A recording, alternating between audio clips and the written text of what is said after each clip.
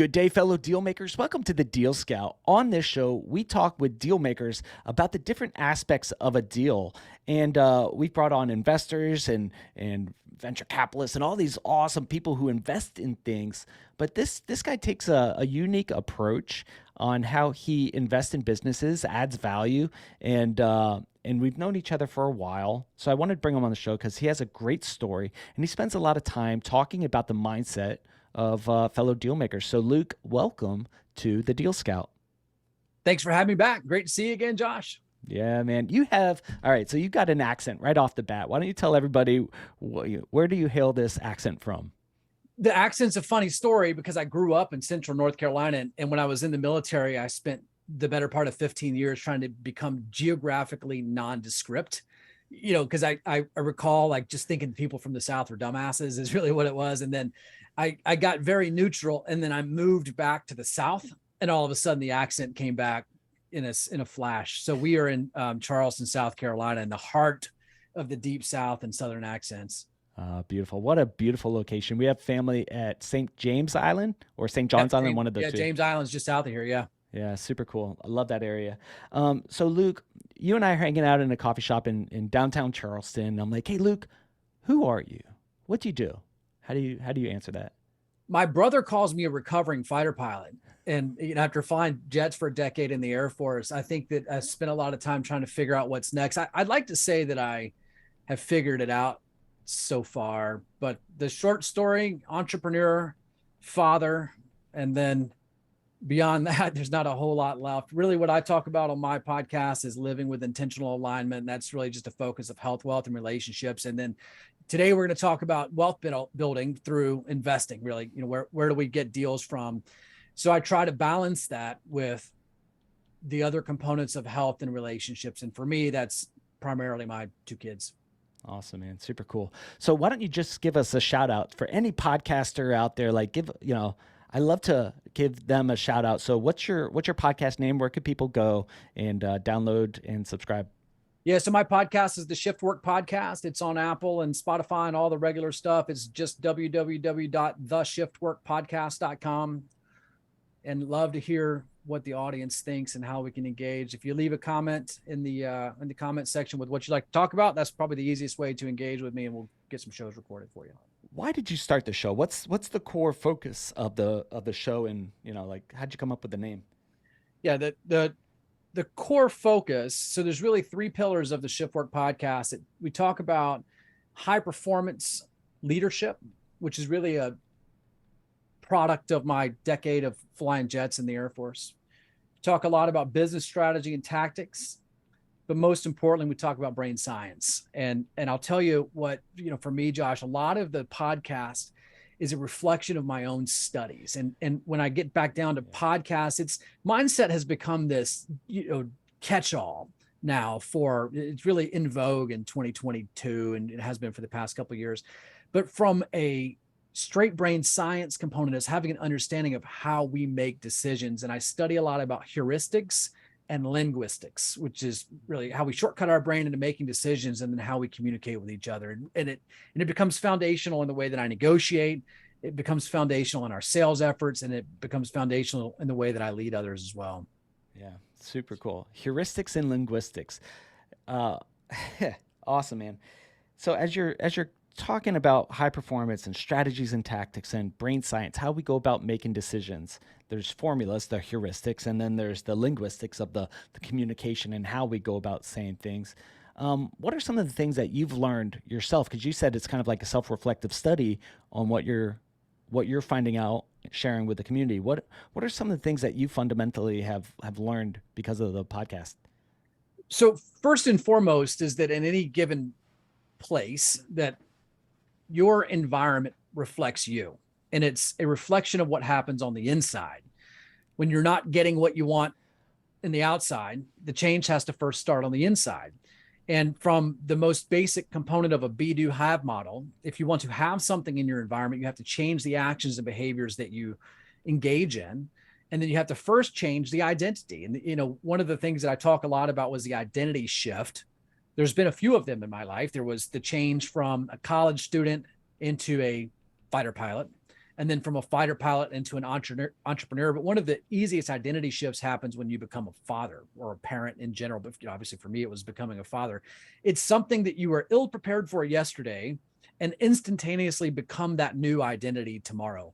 So we spend a lot of time on doing the work, and the shift work moniker is the shift and the changes that need to happen for you as an entrepreneur before you can become and receive in the environment what else you would hope to have. Nice. Now, when I first read the shift work, I thought it was because I was a firefighter in my number 37 career or whatever, right? But I was a firefighter and we had shift work. So I thought it was a show for like police and fire, maybe military. But the shift work is actually the mindset shift, the brain shifts in That's different right. things. That's right. Ah, bing, light bulb went off. Brilliant. Catchy, eh? It is catchy, eh? All right. For all my Canadian friends out there who use A. Awesome, man. So here you are. You have your podcast show, and then you add wealth by investing in businesses, but in a very unique way. Why don't you explain, what you do now that you're not flying up in the sky with big Yeah. birds? I think what's important to note is along the way how wrong I actually got it. And that's when we talk about deal making and investing, is I've done a lot of things the wrong way. So the first couple of deals that I got into were targets of opportunity instead of something that was necessarily accretive. So the foundation for me is that I have to be able to add value to the business. From a very simple lean or Six Sigma component, I don't do a whole lot of angel investing where I just throw money at something and then let it go and hope for the best. Even if I really like the founder, it's something that I need to be able to add value. So the first one that I got wrong was investing in a hospitality company. Great company. Love the brand, love the founder, but I personally couldn't add a lot of value because I'm not a hospitality guy. I don't do a lot of goods trading, commodities, and this specific brand has a great bar in Central North Carolina. It's got some food and beverage stuff, but I don't personally add a lot of value. So it ties up my capital. The ROI is moderate, but still not accretive. The second one was into a radio frequency manufacturing company of all things that I don't add value in. It was in the defense space that I hail from. So I did add a little bit of value, but I'm not a software developer. I don't get into those components of how we do agile methodologies and some of those things that a good investor might. So my focus and energy on investing as of late has been looking for places inside a business with a decent customer base that we can add immediate revenue stream and open up the bottom line. So my target is about $1 to $5 million, which is historically smaller than I was looking for originally in gross revenue. And the only thing that I need is positive net revenue or EBITDA. A lot of the business owners that I talk to don't even talk about EBITDA. They don't understand what those depreciation and amortization discussions are. But the real piece of it that I'm looking for is the ability to add information or digital products as a front side or backside offering. So we either add a PDF downloadable, fix the funnel on the front side, and they're almost all service-based businesses so that we can work on the customer acquisition side with a proven offer that already exists, or something on the backside as part of a digital product or community-based offering that we can add annual recurring revenue or monthly recurring revenue to that as well. All right. So give an example of what an ideal group is. So, 1 to 5 million, they're service-based business, got a good, history of customer support. I've got a bucket of, email addresses and people that I've served over the years. And you and I are going to do a deal together. And you're like, listen, front side or back side, I'll add immediate revenue to the bottom line. What would that look like? So a great example, I'm working with one right now that's very niche inside a commodities market. So it's specifically the lumber industry. And the founder has a very good understanding of the market, great product, great offering, great algorithmic approach to forecasting the price of lumber, but was laden with limiting beliefs about what that market could support, right? So by and large, the housing market, the framing market is a very blue collar market and with low margins. So they're not pushing when you look at where the margins happen usually at the home builder. So once the widgets get put together, That's where the margins happen. But when you go back into the supply chain, so the guys that cut down the logs, to the guys that build the frames, to the guys that process it, warehouse it, have a yard, they're not super high margin or super high yield companies. Well, this company is an information product company, has a weekly newsletter that's gone out for 30 years. Great customer list, great market engagement, great brand reputation, but was stuck at a revenue threshold because they were limited. The founder was limited in his own beliefs about what the product offering could be. And we were able to go in and simply add a back end offer, which served the company and the customer, the audience higher, and doubled the revenue in the course of about 6 months. And likely we'll do that again. So my play is come in, double, and then exit together, or at least take something out of the recurring revenue model if the founder wants to stay. And what's happening is that, and again, to be specific, so we don't have to talk in ambiguities, is this founder believed that there was no money to take because it was a low margin business. But even in low margin businesses, if you're doing 30 or $40 million a year in trading lumber, you can have low margins and still have plenty of money to go throw for an information product. So when we go in there and put a $15,000 annual backside offer and we can serve it, but they stand to gain 15, 30, 45, $150,000 as a return on investment, it becomes a no-brainer. So it was his own limiting beliefs. And I go, we have to try something else. We got to put this new product into the market. Wow. So what did your side of the deal look like in terms of like, here's what Luke and team is going to do versus, like this guy who's been chopping trees his whole life, right? And he's like, I don't know the first dang thing about whatever. Right. Yeah. So what's that? What do you guys focus on? So the deal structures can be, I'm very open to deal structures. I do work in buyout deal structures. I do, roll ups. There's lots of things that I'll do into a deal structure that makes it worthwhile. One of the biggest plays for me and the most frustrating pieces for me in the industry is the number of people that have a low confidence in their own ability to deliver services, and they want a fee for service on the front side. I am so wildly confident in my ability to have product market fit that I want a larger bite at the apple. It's also because it's not where my personal money comes from. So I would rather go in and either put capital or put my team into place to go build that revenue stream and take a bite at the backside. So really the competition is with marketing firms, as compared to a marketing firm wants to come in and really that's what I do is I come in as an agency. I just do it in an acquisition model. Someone comes in and says, I can fix your funnel. I can put a backside product in there. And I say, yes, but I'm not going to send you a $30,000 bill. You don't have to take my word for it. I'm going to take equity in the company on the front side. And if I can't do what I say that I'm going to do, you'll just take your equity back. So we structure the deals as such, but that's what the team comes in. It's really comes in and does a lot of strategy work, a lot of marketing work. And then we do a lot of systems work just to fix the system so that the owner can get out of the day-to-day grind and do what they're really good at. Yeah. Double exit, right? Like that's the goal in mind. And then you're getting multiples on your money that has come in on the front end. That's right. Yeah. Super cool. I think a lot of people would love that kind of model, right? Especially like marketing firms or people that have a skill set to add value to a business. Like that model sounds brilliant, but a lot of people can't because on the front end, they need to keep their lights on. Right? How did you overcome that? Or is that something that you're learning? Because keeping lights on, like you can't eat equity. I've learned that the hard way. You could, you could go broke chasing whales and try and eat this thing called equity. Like, how did you overcome that? So there's going to be a few different components of that. First, it takes money to make money, right? I mean, Yep. you have to do that. If you're investing in the stock market, you got to take your first $10 and put it into the stock market. So you need to be playing with your excess capital. Before I get there, one of the things that I'll tell you on a strategy component is that I believe that people are wildly non-creative. And again, on my podcast, we talk about this concept of the box a lot. And it's a challenge to me because people say, think outside the box, Josh, think outside the box. You're like, I can't. And you can't. There's a couple of ways they're not crazy. I'll tell you the way that I conceptualize it, but the box is defined by four sides. The bottom of it is your learned or lived experience. It's however you got to 30, 40, or 50 years old and the sum of your life experiences. The left side of the box is your emotional state, which I talk a lot about on my podcast, is managing your emotional state. If you look for something through the lens of someone that's happy, excited, joyous, anticipatory, you believe and you see things that are more possible.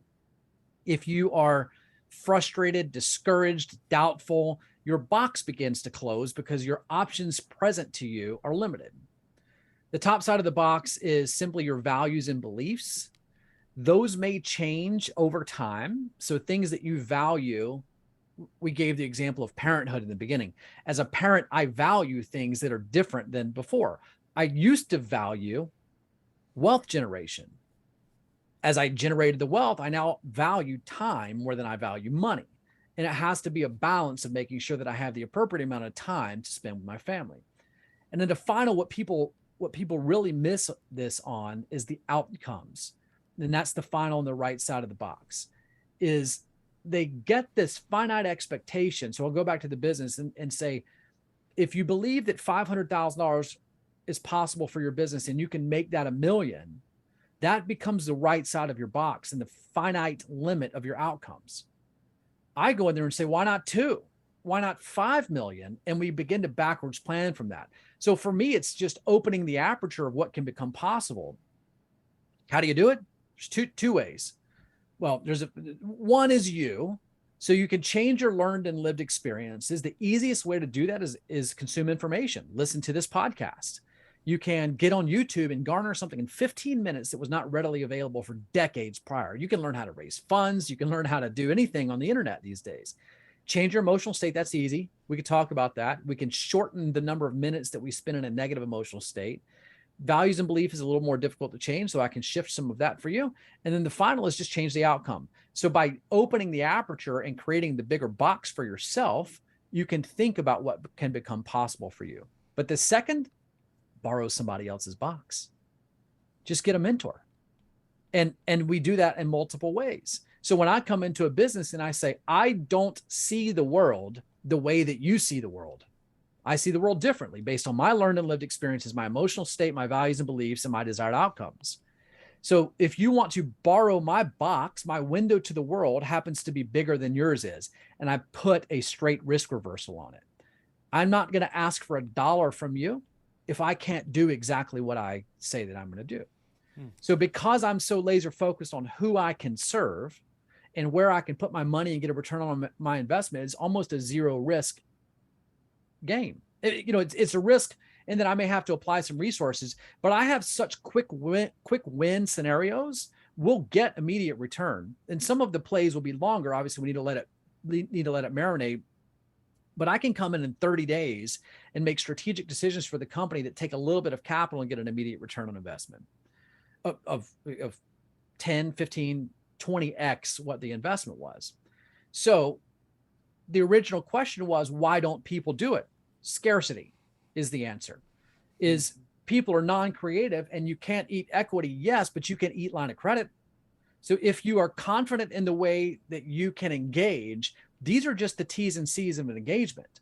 So whether or not I use bank's money, my money, line of credit money, venture capital money, private equity money, it doesn't matter. I need to eat, right? And it's nice to have cash of your own money available, but that's not accretive. If I'm only ever spending my money, I don't want to do that. I want to leverage my money with additional debt. It doesn't help that the interest rate is going to be 7%, but when it's 2 and 3%, when you can get a line of credit at 4 or 5%, I'll do that deal all day long because I can return 10, 20, 30% return on investment. So the short answer is borrow somebody's box. Borrow someone's box. Man, I grew up on a construction site, swinging hammers, right, in South Florida with my dad. I read a few books, Rich Dad, Poor Dad, and I learned that we had ourselves a job, right? Even though Dad owned the company, we had a job. Then I met an investor, brought them into the company, borrowed his box, and he's like, Josh, don't be worrying about this. See that land over there? Buy it. I didn't even think to go do that. I was like, well, what about the money? We don't have any money. We're rubbing 2 nickels together and trying to buy, food. And he's like, go buy that land.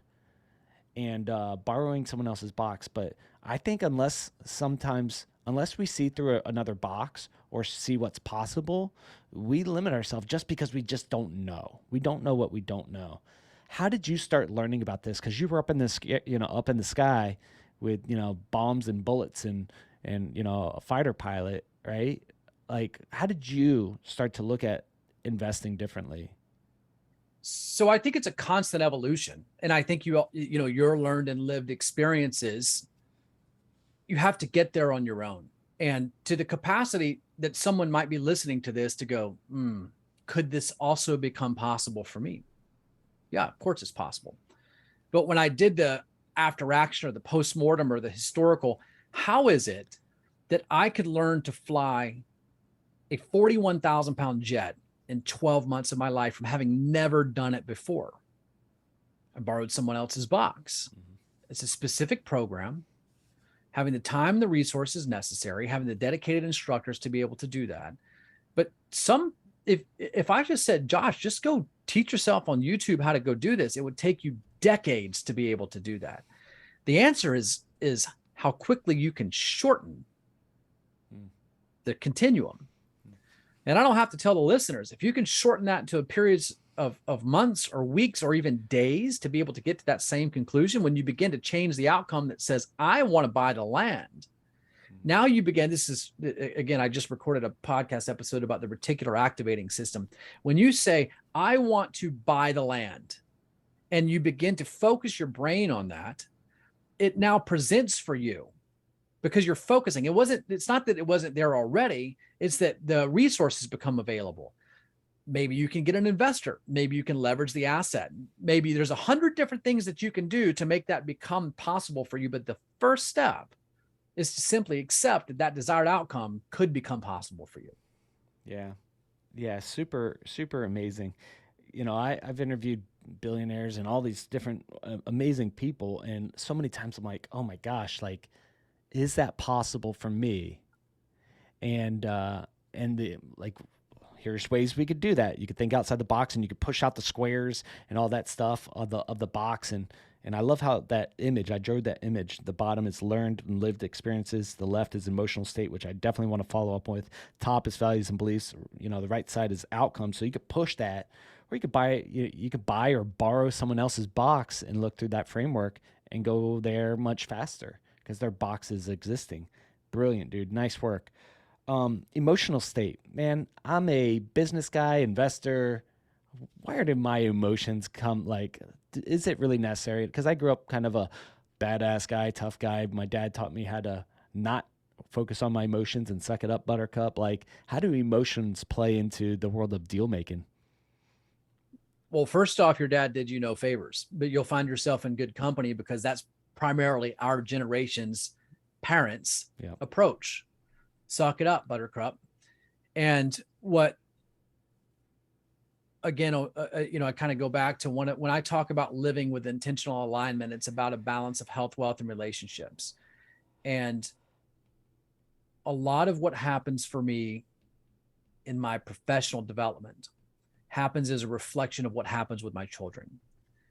And when you can get present to what's happening, you can begin to use it as a weapon. So one of the concept is you project upon others the things that you are most afraid of. And that gets to a very deep capacity. But when you look for what triggers you, you can begin to see where your weaknesses are. For me, it's disorder. When the house is mayhem, when it's chaotic, I look to return it to a state of order and discipline. But that's a me problem and not my kid's problem. And you can become aware to it. You use that. So what happens in my environment? When things happen that become chaotic, when you get to a deal state, the deal state looks like it's in jeopardy. When it looks like chaos might be ensuing for me, is that I need to be aware of what my emotional state's going to be, because I'm going to have an emotional response. My ego is going to be engaged, and I'm going to want to drive and push that to a state, a linear state, a state of order. When you begin to become aware of that emotional state, there's really only two types of emotions. They're what we consider to be negative emotions and positive emotions. And then we can use thousands of words to describe those things. And that's, generally people get so far as they describe things as mad, glad, sad, or afraid. But we can use hundreds of words to describe that. So when you get present to it, the idea for me is to shorten the negative response. And I get into it. The negative response is a fear-based response that says there's two primary ways that people look at things as entrepreneurs. They think this won't work for me. And then when it does work, they think this won't last. And we go through this continual cycle. This won't work for me. This won't last. This won't work for me. This won't last. And we level up. And then you get to the next level and you say, well, I don't want to just buy that one piece of land. I want to buy the 100 acres beside it. And you go through the same emotional state. This won't work and this won't last. So if I can shorten that emotional state to go, it will work. And I'm only now backward solving for that. I need to now change my emotional state to where I'm looking for that expectation of success. You mentioned, did I hear you right? You project internally, right? Externally. Did I hear that correct? Yeah. So yes. And that's a big, giant concept. You project upon others the things that you most fear in life. And I'll tell you where this comes from. And I'm happy to share this. The impetus for this was about 7 years into my marriage, and my wife and I end up in marriage counseling, and we're ready to divorce. We say, this is going to be the end of it. And the therapist tells me this, says, you project upon others the things that you most fear in life. And I say, well, Josh, that's impossible because I am afraid of heights. Now, I know that your listeners are trying to suspend disbelief right now and go, you just told me you were an aviator. And why are you afraid of heights? I can fly all day long at 100 feet, but I can't stand on the rail of a 12-foot rail of an A-10 and not have shaky legs and sweaty hands. So I say, well, that's not possible. You can't possibly project your fear of heights on someone else. And that's not what we're talking about. We're not talking about arachnophobia. We're not talking about emetophobia or fear of heights, whatever it is. The two greatest human fears are a fear of inadequacy and a fear of judgment. And when you can become aware of that and figure out where that projection is, for me, the large dominating emotional state there is a fear of inadequacy. And if it is a fear of judgment, it's internally referenced from the fear of judgment. I don't care, Josh, at the end of this, if you're like, Luke was the worst podcast episode, this is terrible, I'm not even going to publish it. But if I feel that way, if I get to the end of the episode and go, I didn't speak clearly, I did not articulate, I didn't stay on message, then I will judge myself. But it really comes back to the inadequacy that goes, I didn't do my best. So that projection, when you look at it and you say that inadequacy and judgment is when you project upon others the things that you most fear in yourself, and you can get honest about that.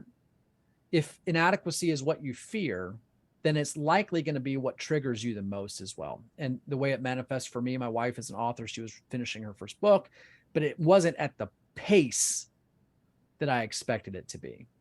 And the conflict was happening because she wasn't moving as fast as I would have expected. But Josh, is that her inadequacy or is that my inadequacy? It's mine, right? I was projecting, but she was likely working at exactly the right pace to do exactly what she wanted to do. And I was projecting on her.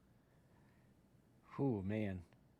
So I think both of those are high fears that I have.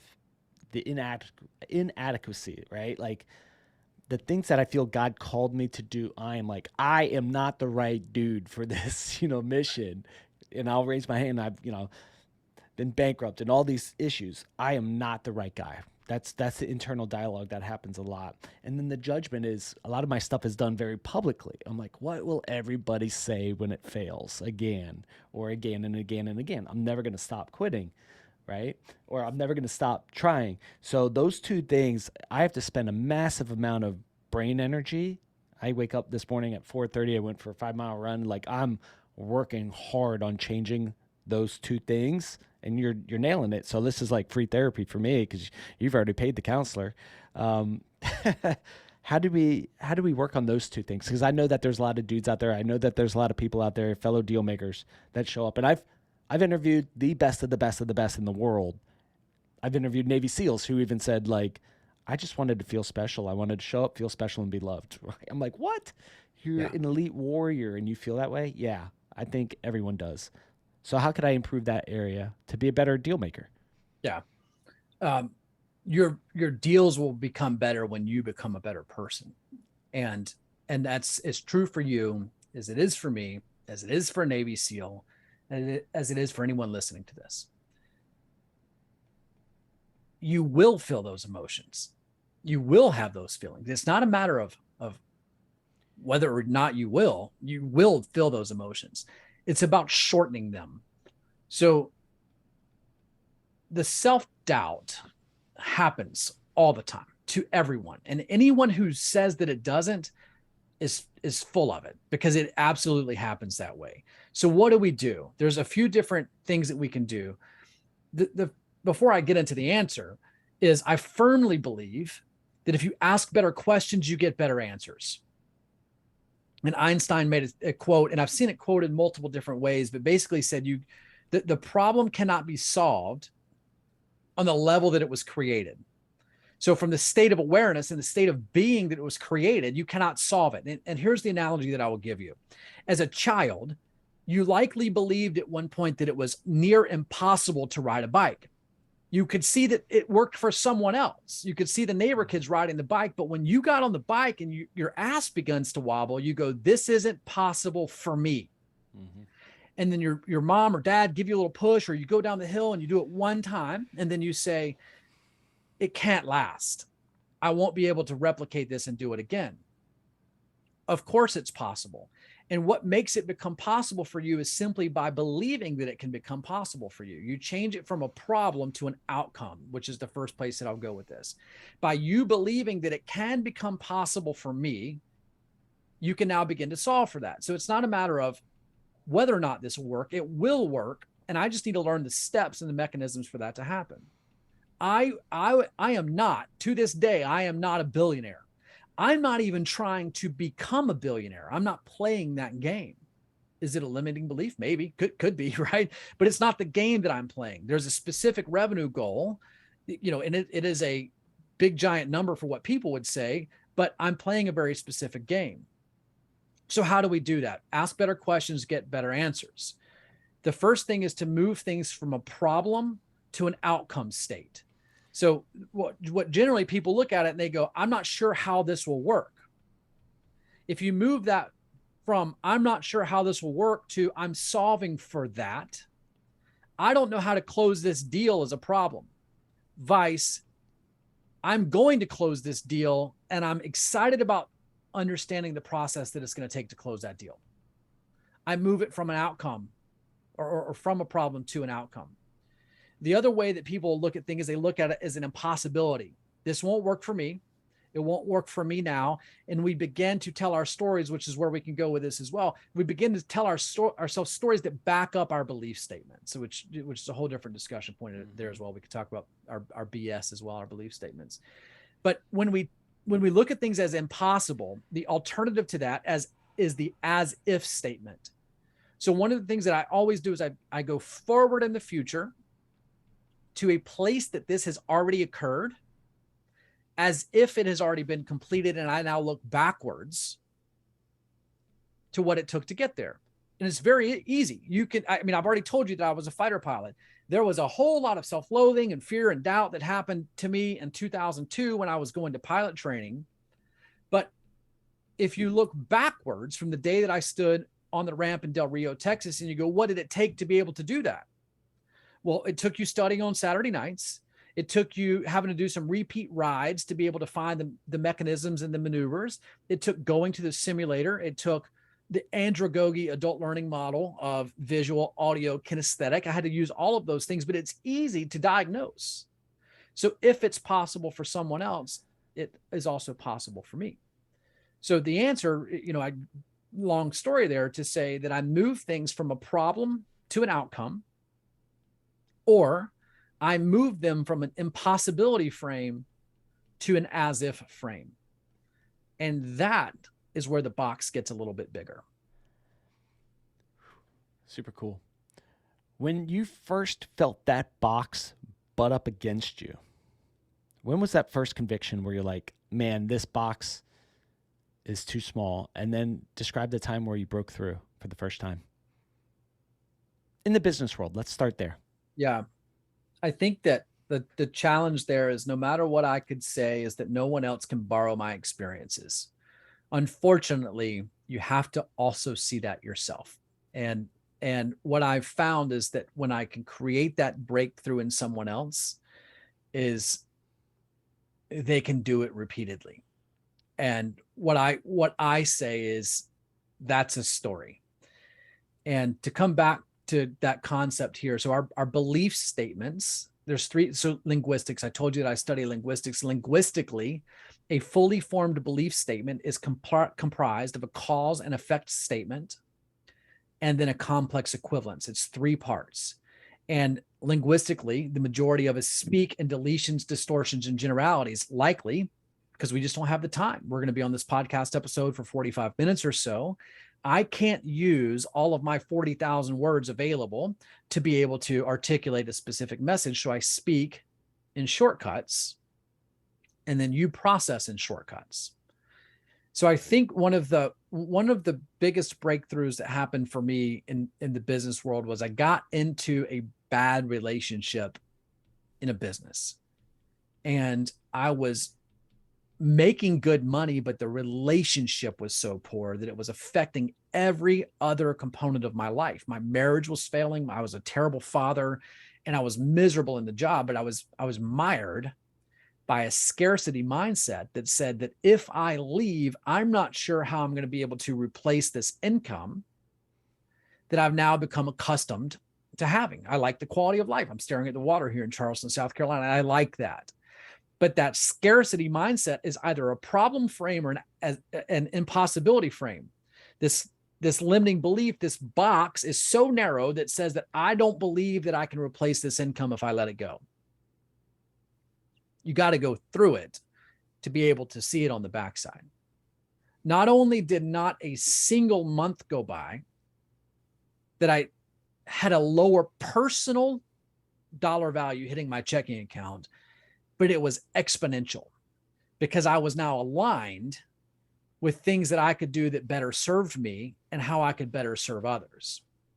So the answer is you got to go through it yourself. And then the bottom of my box just gets a little bit bigger now, where my learned and lived experiences have given me enough information that says that I can have the trust and confidence in myself. It's also why people get to 40 years old and have more confidence than 18 years old. You don't have the level of experience to be able to rely on yourself to know that the way that you process information, your heuristics are able to be trusted. Yeah. Man, I love this. I love talking. You thought we were going to talk about deal making, eh?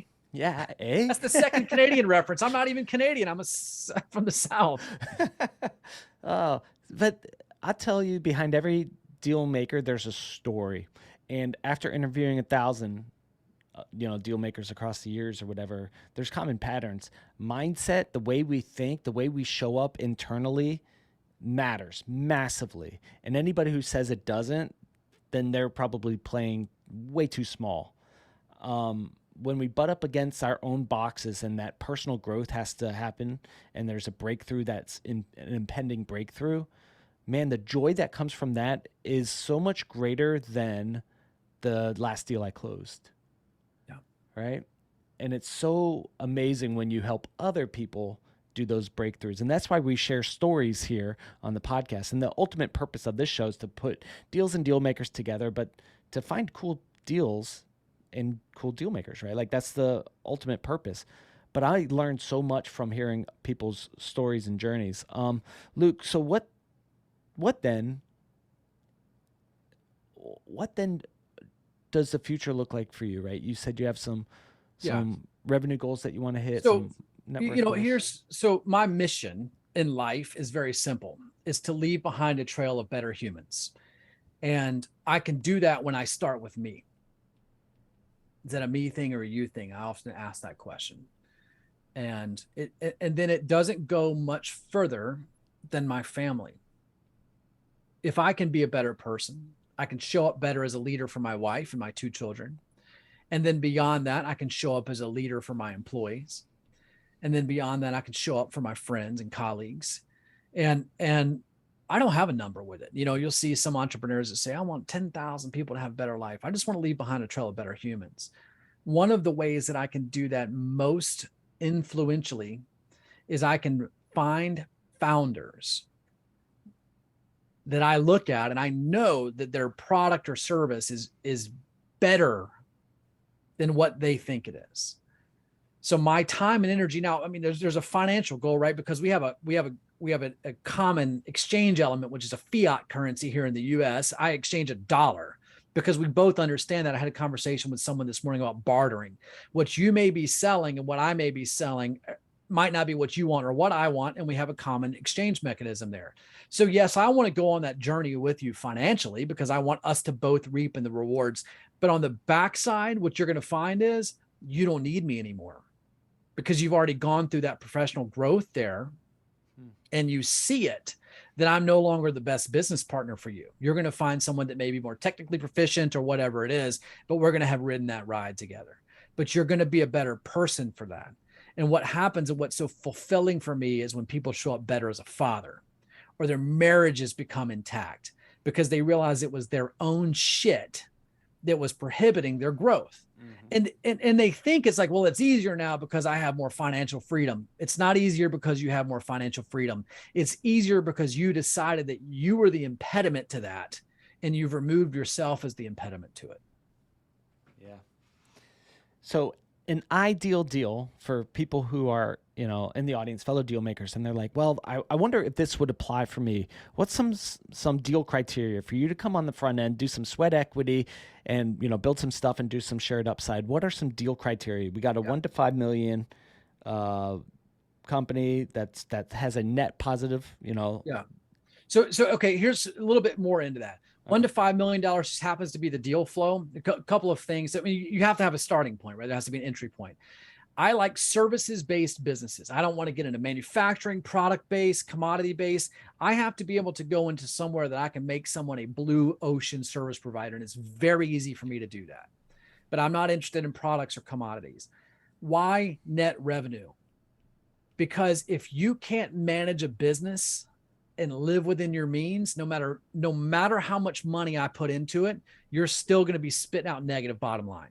So any amount of positive bottom line for me shows me that you have the ability to manage it. And I'm not talking about all the creative ways that we show positive numbers. I'm saying, can you show me a tax return that you paid money on last year because you showed positive returns? And that's all I need as a starting point. So there's some other caveats to that. But what I also need is I need the founder to stay, because I'm going to do the work with the founder. You don't have to stay forever, but you need to plan to stay for 2 to 5 years so that we can go do this work together and that we can both enjoy the upside. If I have to go in and train someone else to do what you already weren't doing, it's not a good deal for me. Yeah. So, Luke, where can people go to connect with you if they have that business set up? And is it just US based, Southeast based? Anywhere in the U.S.? I prefer U.S. based. Yeah, I don't like getting in. I've owned international companies and I go, that's kind of a mess there. I prefer U.S. based. So I won't really get into Canada, Mexico. If there's subsidiary stuff, that's okay. But U.S. based is what I prefer. And then if there's a capacity to be local, that's great. But I mean, that's not really, at this day and age, it doesn't need to be that anyway. LukeLayman.com is the hub for that. They can find me all over social media, but LinkedIn is probably my primary, with Facebook and Instagram available as well, if that happens to be your place of choice. Luke, what questions should I have asked you, or do you wish someone would ask you during a podcast interview?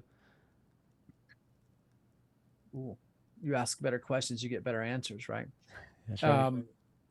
I think that we covered a lot today. The big impetus for me, I truly do believe that you're in a race against yourself. So what's the key to happiness, I guess, would be the question. So what's the key to happiness there? I'll give you the answer there.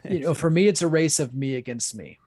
And I actually was thinking about this, and I was going to write it this morning, and I did not write it, so I'll owe it. Is that we have gotten to this point in our life where we see so many things in others, and we go, "That's interesting, the way that Josh does that, or the way that my parents or my sibling does that." And taken out of context, it's easy to get into this component of doubt because you say, I would like that. And my example is I have a friend that I used to fly airplanes, a handsome devil that works out every day religiously, big giant biceps, and looks very good, but doesn't have any kids. Then I have people that are very wealthy, that have a lot of money and enjoy lives on boats and airplanes that I would also like to enjoy, but their marriage is in disarray. And then I have other people who have phenomenal marriages and great relationships with their children, but want more money. And for me, it's the balance. That living with intentional alignment means that it's a balance of health, wealth, and relationships, but it's only me against me. And if I can do better today than I did yesterday and commit to making tomorrow better than today is, I can live in perpetual happiness, knowing that it's only a race of me against me. So awesome, man. Super cool. How do you know when you're not winning that race? I have a pretty um, I have a pretty healthy relationship with myself at this point. And I know after years of doing the work of when I'm not showing up as the best version of me, and I have a pretty refined process of getting back on track. And then the second component of it is that I have an enormous amount of trust in my wife. And when she says, "What's up with you? What's going on with you?" That the ego response is, "Nothing's wrong with me," right? And I'm great. I'm just a little stressed. Is at this point in my life, when I receive that feedback, I just stop and ask a better question. What could be wrong with me? Mm-hmm. And what would it look like when I return to a state of peak performance? And then I begin to move in that direction. Super cool, man. Awesome. Luke, thanks again for popping back in. Fellow deal makers, thank you for listening in. As always, reach out to our guest. Man, I hope you were challenged as much as I was about my self-limiting beliefs, about the box that I fall into. And I hope this has been helpful. As always, reach out to our guests. Say thanks for being on the show. Find a way to do a deal with them, especially, man, if you got that service-based business that you're looking to maybe grow your own box. Reach out to Luke. Say, hey, heard you on the show. Want to do a deal together. Now, if you have a deal that you'd like to talk about here on the Deal Scout, or maybe do some content together, head on over to thedealscout.com, fill out a quick form, maybe get you on the show next. Till then, we'll talk to you all on the next episode. See you guys.